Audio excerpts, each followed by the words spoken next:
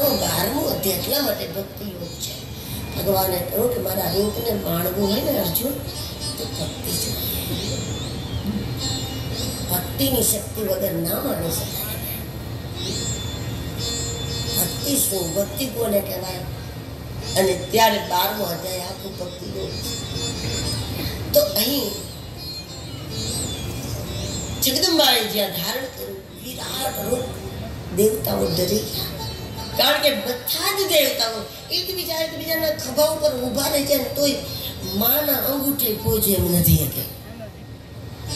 કારણ કે વિરાટ છે. ત્યારે ગંગા, યમુના, નર્મદા એ તો નાળીઓમાં છે, માની નાળીઓમાં છે બધી નદીઓ. તો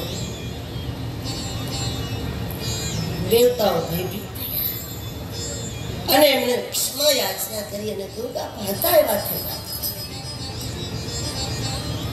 ફરી પાછા જગદંબા થઈ ગયા જેવા હતા એવા, નાના એવા રૂપમાં.